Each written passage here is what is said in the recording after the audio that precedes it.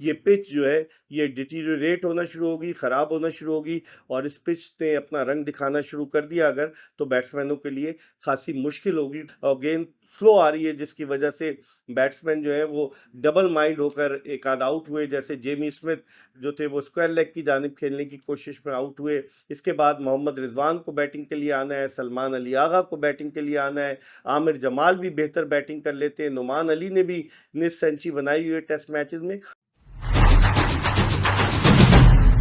बिस्मिल्लाहिर्रहमानिर्रहीम, अस्सलाम वालेकुम। अपने यूट्यूब चैनल MIB स्पोर्ट्स पर मैं हूं मिर्ज़ा इकबाल बेग।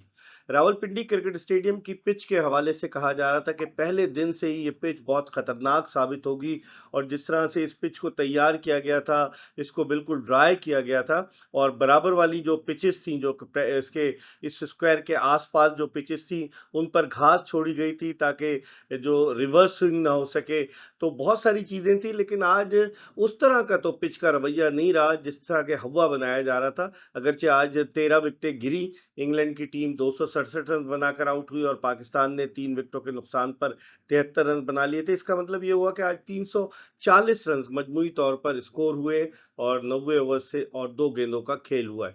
और टॉस, कल भी मैंने आपको कहा था कि टॉस बड़ा वाइटल रोल प्ले करेगा और आज जैसे ही टॉस जीता कप्तान बेन स्टोक्स ने, उन्होंने टॉस जीतकर पहले खुद बैटिंग करने का फैसला किया।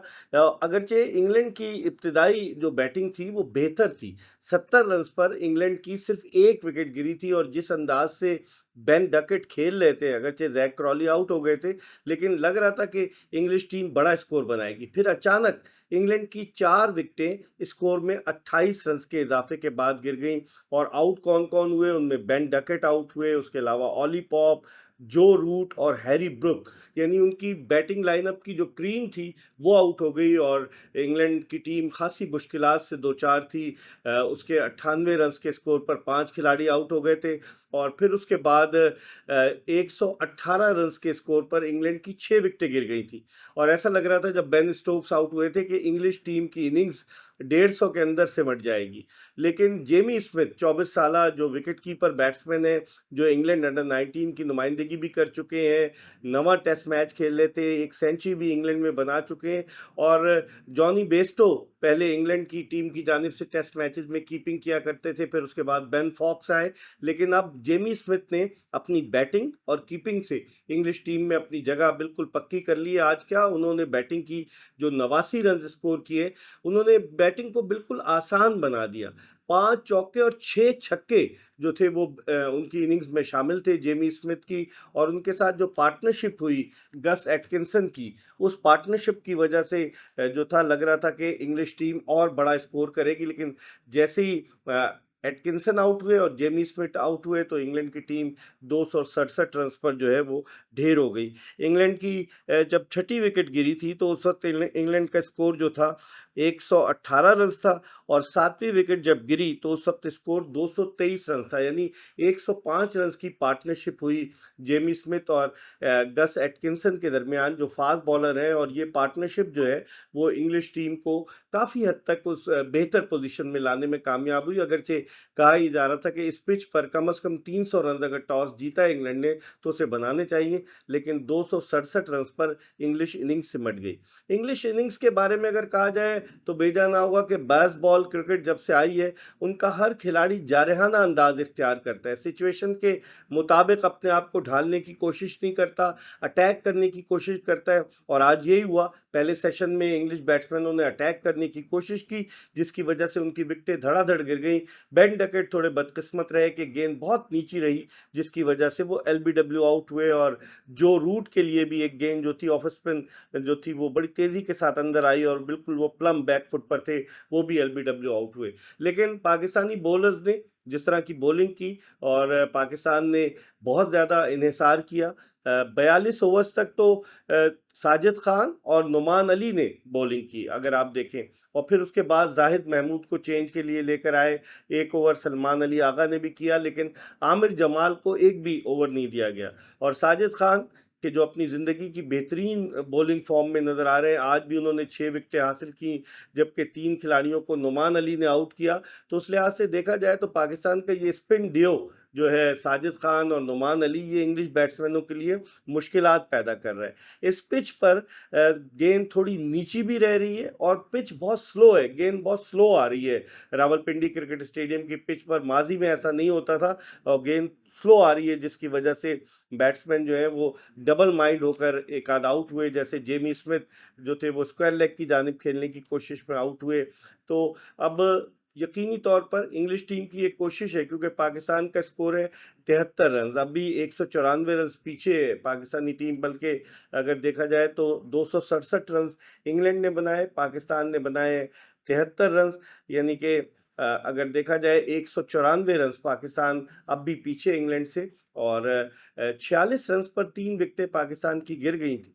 लेकिन फिर उसके बाद संभाला दिया शान मसूद और सऊद शकील ने। कामरान गुलाम कि जो मुल्तान टेस्ट के सेंचुरी मेकर थे, आज जब जिस तरीके से बेन स्टोक्स ने अपने बॉलर्स को इस्तेमाल किया, बड़ी जहानत से पुर उन्होंने चेंजेस की और गस एटकिंसन को वो बॉलिंग के लिए लाए और उनकी गेंद पर बोल्ड हुए।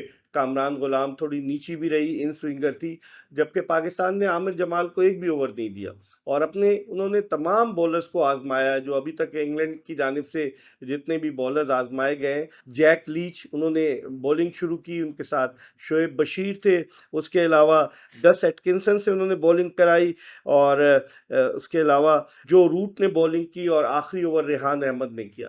तो स्ट्रैटेजी तो बड़ी क्लियर है इंग्लैंड की। इंग्लैंड चाहेगा कि पहली इनिंग्स में लीड ली जाए और यकीनन पहली इनिंग्स की लीड बड़ा वाइटल रोल प्ले करेगी, क्योंकि पाकिस्तानी टीम को चौथी इनिंग्स खेलना है। आज पहला दिन था, आज पिच ने कुछ अपना ज़्यादा रंग नहीं दिखाया, लेकिन यही तवक्को की जा रही है कि आइंदा एक दो दिन के बाद ये पिच जो है ये डिटीरियोरेट होना शुरू होगी, ख़राब होना शुरू होगी और इस पिच ने अपना रंग दिखाना शुरू कर दिया अगर, तो बैट्समैनों के लिए खासी मुश्किल होगी, क्योंकि डबल माइंड हो रहे हैं बैट्समैन के फ्रंट फुट पर जाकर खेलें या बैक फुट पर जाकर खेलें।